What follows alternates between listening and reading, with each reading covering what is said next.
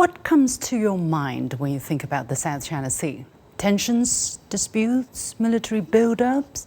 Probably. But do you know practical cooperation is expanding between China and its South China Sea neighbours, especially in green development, infrastructure and people-to-people exchanges?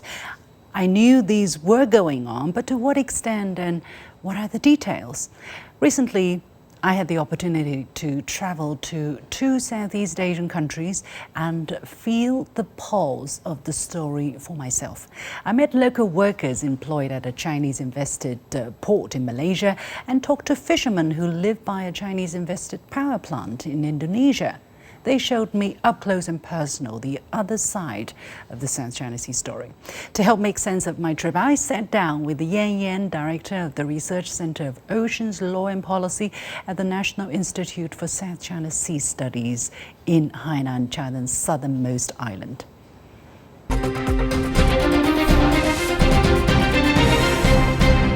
People don't hear about the emphasis on ecological environment or quality that Chinese investment actually put on the local community, right? When they talk about China's investment, it's all about resources, that they want to take resources. But actually, Chinese enterprises put a lot of emphasis on environmental protection, on ecological preservation. Well, in fact, China attached great importance to marine environmental protection throughout the years. You see, we're now in Hainan. We have quite a lot of the marine reserve, parks, to protect this coral reefs, to protect this mangrove. So we are very experienced in terms of preserving the marine environment. Well, therefore, I think that helping our neighboring countries like Malaysia, like Indonesia, to protect their mangrove is something that we really should do. Especially those mangroves are usually, by the coast, which is undisputed at all. So it's just purely environmental protection and less sensitive and non-security challenge that we're all facing.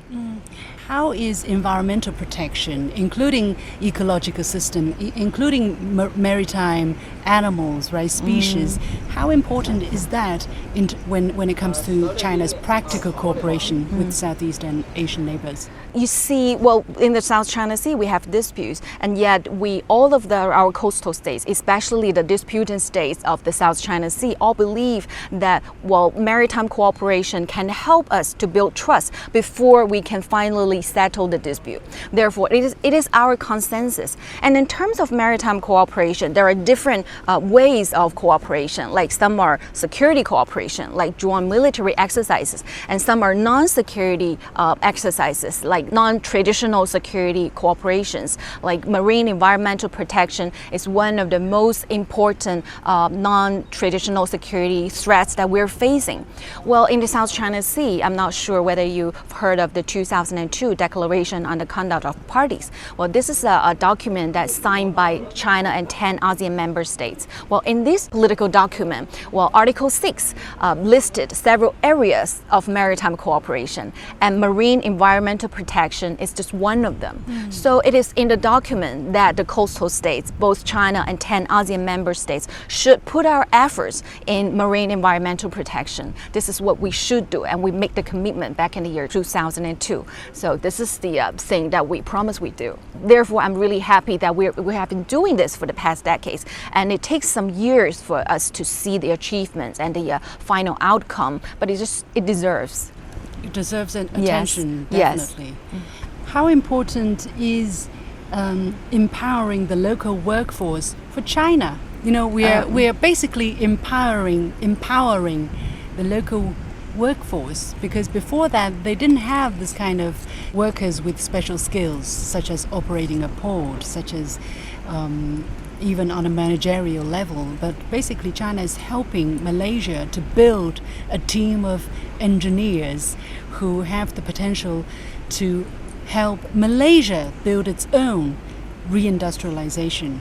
Exactly. I think this is what we really should do, like to help the local people to find new skills and to find new job opportunities and to help the local economic growth. I think this is very important because we are all coastal states in the region, and also this kind of like establishing ports in Malaysia, in Kuantan, well, which is definitely a functional and practical maritime cooperation that we are doing and that we are seeing an outcome from. So I think this can help people to understand China more, and it especially helps with people-to-people exchanges.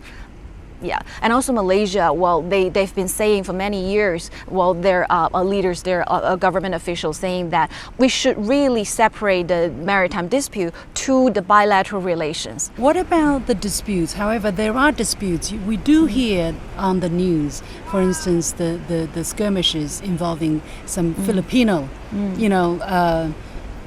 people, I would say, and there are quite some theatrics going on sometimes. Why there's such a different dynamics between what some Southeast Asian countries are doing in terms of the South China Sea issue vis-a-vis what we have seen in Indonesia and Malaysia's case with China?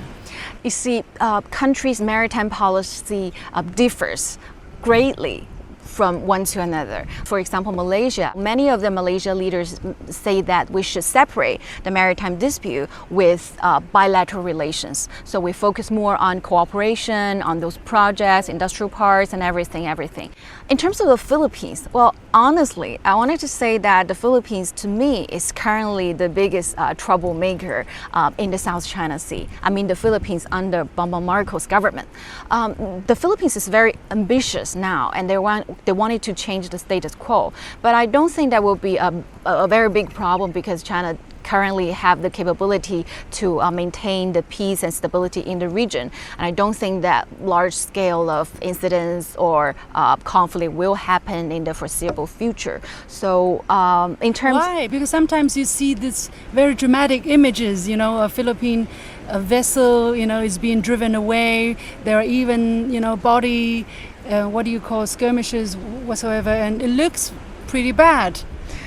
Yeah, I think that as I said, the Western media always like to selectively reporting all those incidents in the South China Sea, and they wanted to simplify this very complex historic and legal dispute in the South China Sea to a binary great nation versus small country theory. Well, however, we do see that, like for example, in the first 5 months of the year 2026, we do see that Chinese Navy and also Chinese Coast Guard rescue about 20 Filipino fishermen in the South China Sea. And we also see that the Filipino Coast Guard and their defense ministry all express their gratitude to China, saying that, well, thank you, China, for saving the lives of our fishermen in the South China Sea. But this kind of stories, you never can be reported by Western media. So this is really happening. So we do have skirmishes and conflicts between fishermen and also between Coast Guards.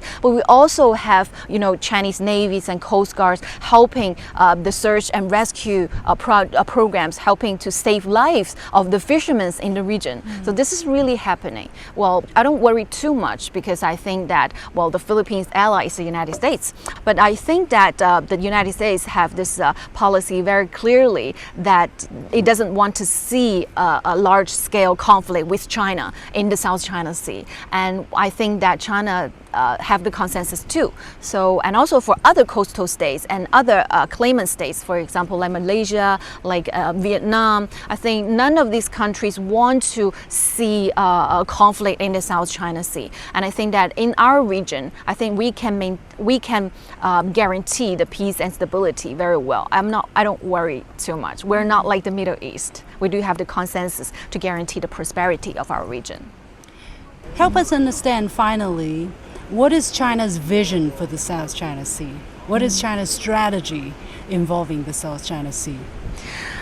You see, South China Sea is very important to China. as well as very important to other coastal states. It is one of the most busiest and most prosperous maritime sea lane of communication in the whole world. You see, in the Middle East, we have the blockade of the Hormuz Strait, which impact hugely on global energy, on global supply chain, etc., etc. So people recently, in the past few months, worry about the Malacca Strait, worry about the South China Sea lane of freedom of navigation and safety of navigation in the South China Sea.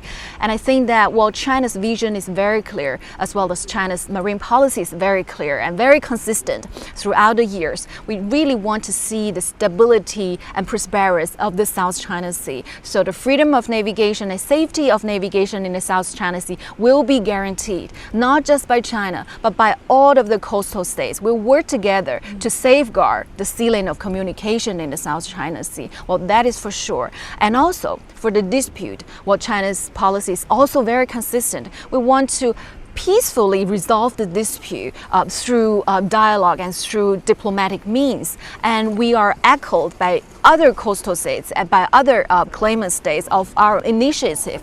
And also we have this initiative of shelving the dispute while we go for joint development, which is also a proposal for cooperation of and sharing marine resources in the South China Sea. So these are all our proposals, and I think that, well, with the current growing economic ties between China and other coastal states in the South China Sea, and also with this people-to-people exchanges, with this closing ties and interactions between people and between through this projects and through these initiatives, I think we can finally make South China Sea into a piece of stability, into a sea of cooperation and also of stability. Do you think one day the territorial disputes will be resolved? Definitely. I think there are two kinds of disputes we need to be resolved in the South China Sea. One is the sovereignty dispute of all these islands, reefs, and features of the South China Sea, and also the second dispute is this maritime jurisdiction dispute, which means that all of the claimant states need to settle our maritime boundary in the South China Sea. I think these disputes, the sovereignty ones and the maritime boundary one, will be resolved definitely in the future. Maybe not in the foreseeable future, but with the current maritime cooperation projects going on, with this people understanding each other more closely, more deeply, and with the government trust each other more deeply, and also with this current going on negotiation on the code of conduct, I think that we are now approaching to the final resolution of the dispute. Despite occasional frictions, the South China Sea remains one of the world's most vibrant waterways, and its story of connectivity goes back centuries. More than 600 years ago, Chinese navigator Zheng He sailed to Southeast Asia, not with conquest in mind, but with goods and goodwill. His legacy still lives on today. So what does the South China Sea mean to the people who have lived along its shores for generations? What lessons can history offer for managing today's differences? And how can centuries-old people-to-people ties build greater trust for the future? I was in Malacca and talked with Datuk Donald Gang, president of the Peranakan or Nyonya Association of Malaysia, an organization dedicated to preserving local cultural heritages. He showed me around a gallery dedicated to Zheng He.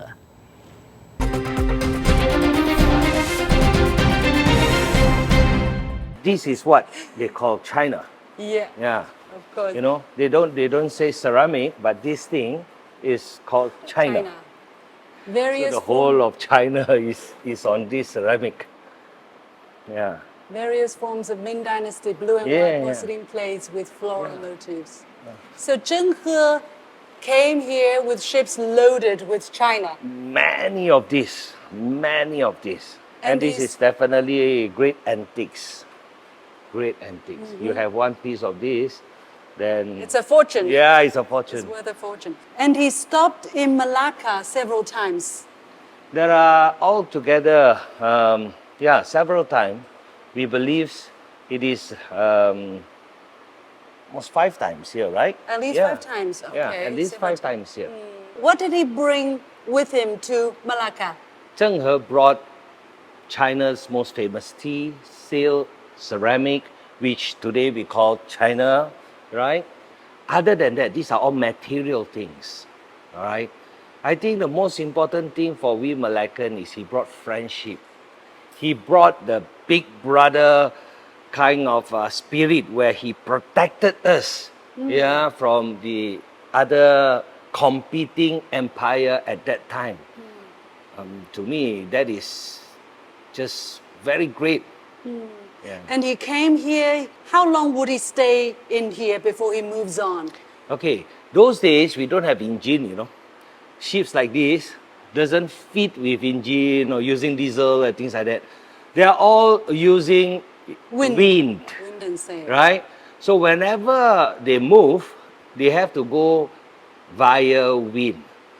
So if let's say we are talking about coming here and then going to the other part of the world, like I believe from here next will be India, and then perhaps until East Africa, right? So it all depends on the condition of the wind. When the wind is favorable, they move. I see. Otherwise, they have to wait. Yeah, otherwise they have to wait. And interacting with the locals. Correct. What's the story with the Nyonya? Oh, okay. You see, Zheng He came not only with one big ship, came with 200 huge entourage, right?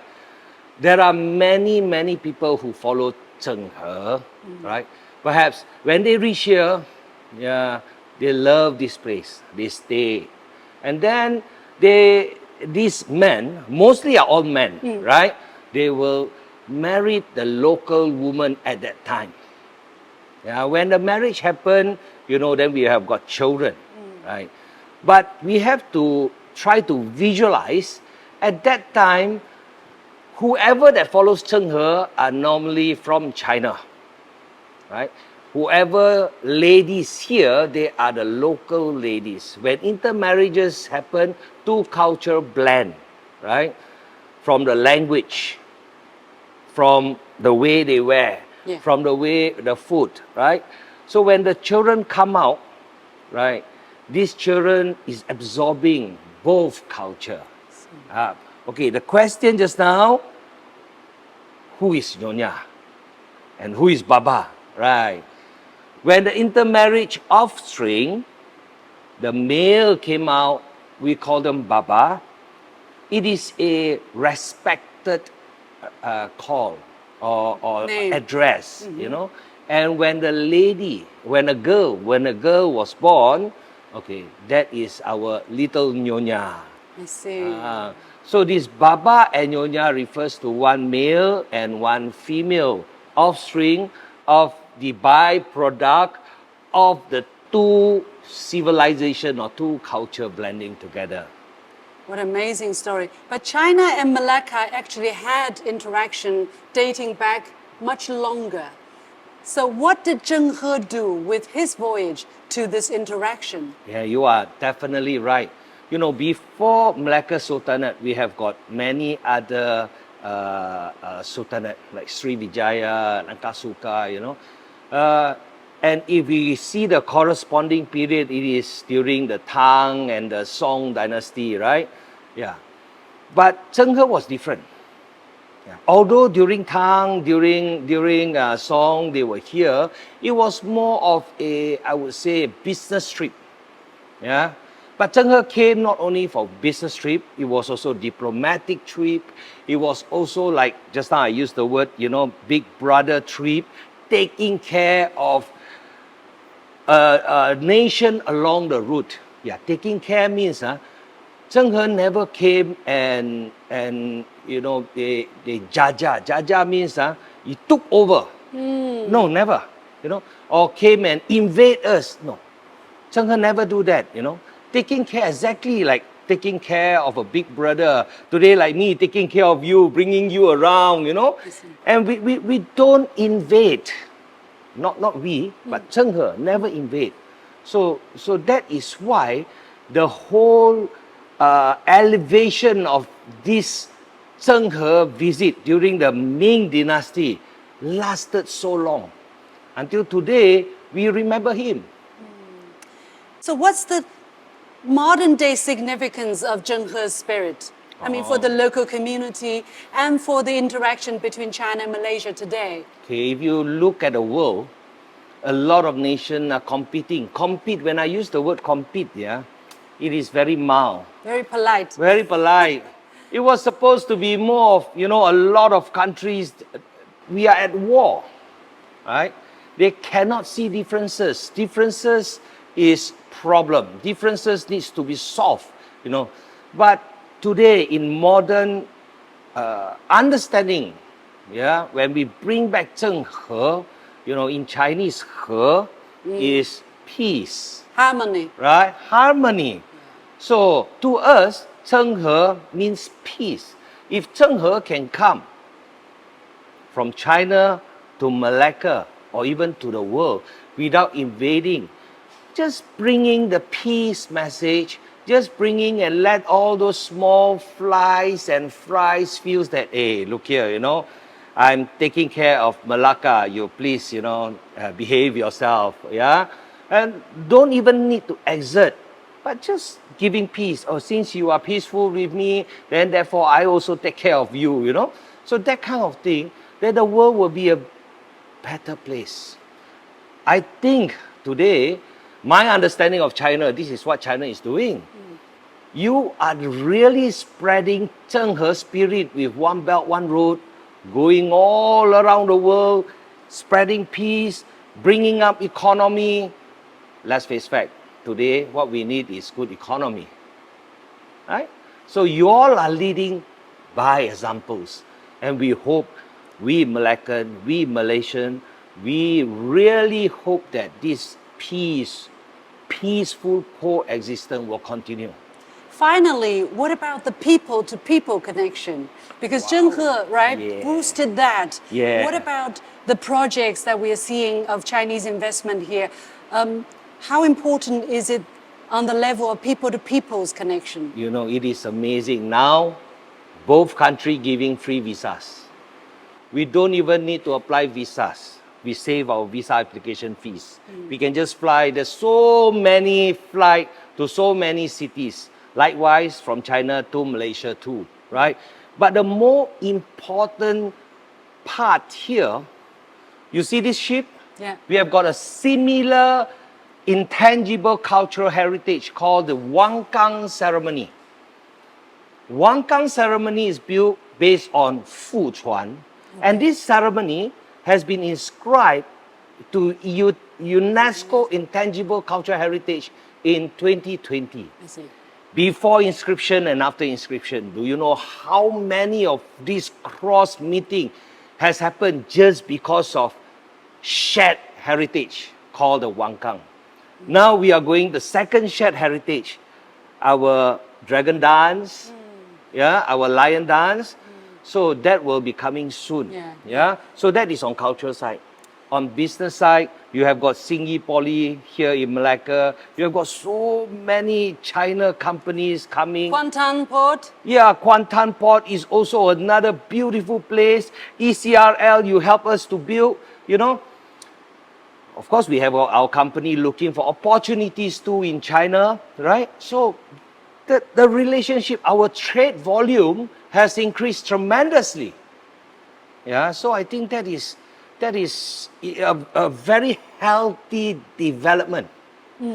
Finally, when you think about the word South China Sea, what would you like to say? South China Sea has all this while became a place of, I would say, the maritime highway.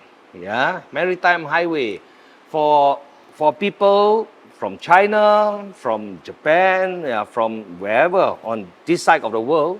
Whenever they have to go through the world via sea route, they have to follow this route. Yeah, a lot of people see it as a sea of competition, but we see it as a sea of connectivity. Yeah, it brings peace, it brings good thing, it brings development all through this South China Sea to Borneo, Sabah, Sarawak, to Peninsular Malaysia, to Singapore, to Indonesia, right? Even Indonesia capital wants to go nearer to South China Sea now. They are relocating, right? So these are all good things. To me, I see South China Sea as a sea of connectivity, connecting wealth to the people of Nusantara or the Malay archipelago. What about the problems? There are problems. There are disputes. What do you think of that? Okay, as long as you are living, there are problems. Yeah? Problem happens because the world needs to turn, you know. But what we need is wisdom to overcome the problem. Yeah. We have to inculcate. I wouldn't want to use the word indoctrinate, but we have to inculcate the spirit of Zheng He with the He 字, yeah, in the mind, heart of people surrounding China Sea. To let them see that if Zheng He has done this 700 years ago, today's China will also be doing the same thing. We don't invade. Yeah, we live peacefully together. And Zheng He's statue and all of these artifacts will bear witness to that commitment. Correct, correct. Zheng He left so many things for us to learn from. Yeah. I have been to Indonesia, Zheng He's temple. Yeah, yeah. We human in our Malay archipelago, right? We like to immortalize people that we respect. Right. Yeah? Yes. We have got one in Pao San Ting here in Malacca. We have got in Indonesia, many places, wherever that Zheng He has stopped by, they have immortalized that, right? So I believe people from that side also knows that Zheng He spread peace.